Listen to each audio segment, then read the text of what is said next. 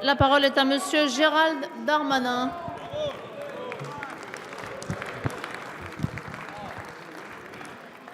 Madame la Présidente, Monsieur le Premier ministre, ma question s'adresse à vous. L'Europe, depuis des mois, tente de se mobiliser contre l'afflux massif des migrants. Si l'on peut regretter amèrement la position de la France, qui, derrière François Hollande, a suivi aveuglément la position de Mme Merkel, on ne peut qu'assumer aujourd'hui pour l'État les conséquences d'une telle politique. Les conséquences, Monsieur le Premier ministre, une des conséquences, aujourd'hui, nous avons appris dans la presse locale, La Voix du Nord, que la SNCF, avec stupéfaction, devant le grand nombre de migrants dans les trains, permettait de ne pas contrôler les migrants, ou pire, de les laisser voyager à 0 €, de préférence en première classe, en seconde classe, monsieur le Premier ministre. Non seulement la SNCF ne dément pas, mais en plus, monsieur le Premier ministre, elle a l'air d'accepter cette décision ahurissante. Comment accepter, monsieur le Premier ministre, que des Français ou des étrangers en situation régulière payent normalement le train, alors que des migrants ou des clandestins puissent prendre les trains sans payer leur ticket?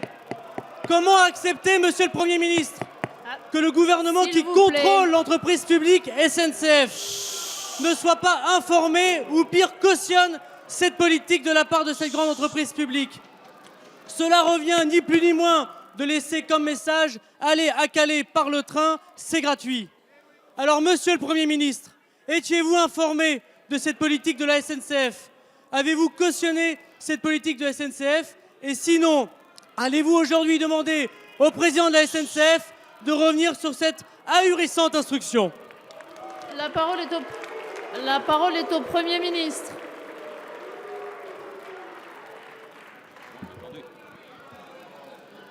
Madame la Présidente, Monsieur le député Darmanin, d'abord, le ministre de l'Intérieur aurait pu vous répondre également, mais je vais élargir ma réponse.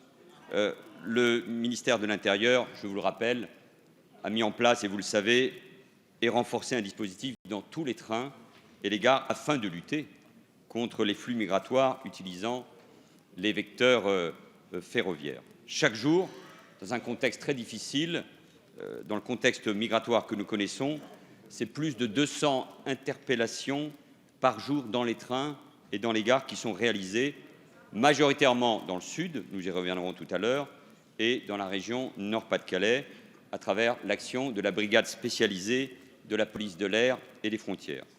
Aucune instruction n'a été donnée à la SNCF de relâcher ce contrôle, bien au contraire. Tout voyageur doit être muni d'un titre de transport et tout le monde est soumis à la même procédure de contrôle à bord des trains, migrants inclus, bien évidemment. Donc cette information n'a pas de sens et ne croyez pas tout ce qui se dit, monsieur Darmanin, dans la presse. Deuxièmement, vous avez prononcé au début de votre intervention une phrase qui est assez étrange d'ailleurs, à propos de ce qui serait le suivisme du gouvernement français à l'égard de l'Allemagne. D'abord, mettons les choses au clair, et Harlem Désir le rappelait tout à l'heure. L'Europe, sur tous les sujets, puisque nous parlons d'Europe aujourd'hui, Madame la Présidente, sur l'euro ou sur le dossier des migrants, doit avancer grâce à l'engagement du couple franco-allemand, grâce à l'engagement de la France et de l'Allemagne. Et ce sont les mêmes dans vos rangs, y compris vous, monsieur Darmanin, qui vous donnez des leçons sur le plan économique, sur ce que fait l'Allemagne, en nous expliquant qu'il faudrait suivre l'Allemagne, et qui nous accuserait maintenant sur les questions migratoires, en vous trompant par ailleurs, de je ne sais quel suivisme à l'égard de Madame Merkel.